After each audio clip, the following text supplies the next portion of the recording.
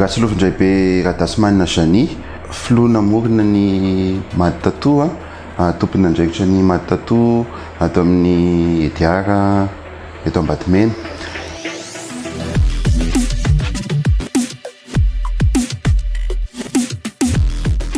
Hatramin'ny nahazazana, nahazazany tenako dia efa nanao sary, efa mpanao sary tany am-pianarana.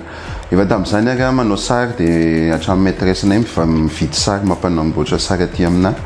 Taty aoriana ny tsiry ny fitiavana an'ilay sary, nanomboka tamin'ny 2011 teo zany, nafatra fitaovana sy ny sisa. So lasa tafaroboka lalina dia lalina tanatin'ilay resaka tomboka vatsy.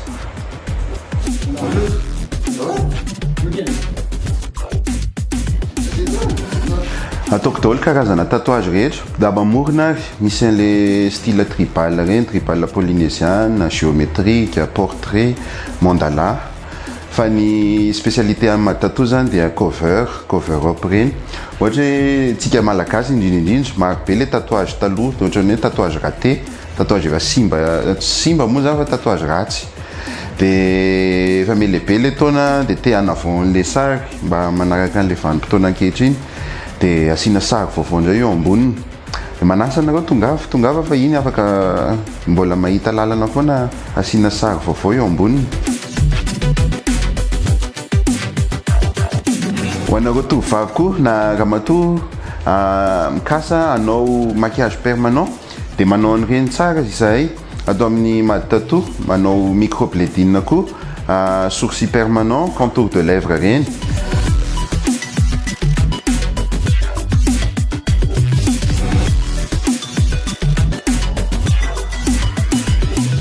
Mampiavaka ny Mady Tatoa dia resaka hygiène. Io no tena zavatra lohalarana indrindra amin'ny resaka tatouage satria ianao mikirakira vatan'olona, hoditr'olona io, mila entitra be, mila fanadiovana aloha ilay ohatra alohan'ny anaovana ilay tatouage. Ny zavatra ampiasaina dia marihako, usage unique foana ny fitaovana ampiasaina amin'ny resaka tatouage, tsisy hoe resaka stérilisena zany, aiguille zany tsy stérilisena intsony amin'ny resaka tatouage. Usage unique zany hoe olona iray ny ampiasaina an'iny. Resaka manchance buse angambany reny ny hoe stérilisena, mila diovina tsara. Dia faharoa resaka fitaovana foana ihany, fitaovana mila mifono tsara na resaka reny fil reny ary. Ataoko angamba fa Mady Tatoa irery ihany mampiasa an'izany eto Madagasikara. Reny fil sy ny resaka le clip corde reny mifono amin'ilay sachet médical reny daholo ny fitaovana ampiasaina eo.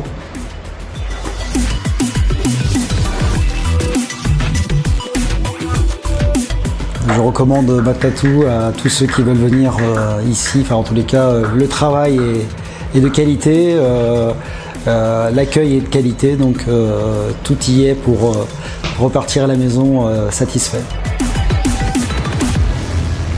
Dia mbola mamerina ny fanentanana foana ho anareo izay mikasa hanao fitomboka vatsa vaovao na koa hanarina ireo fitomboka vatsa efa nisy ka tsy tianareo intsony, hanantona ny tenako eto ampitan'ny ambassade de France ato amin'ny premier étage immeuble Ediara eto Ambatomena ny tenako. Mandra-peo nareo.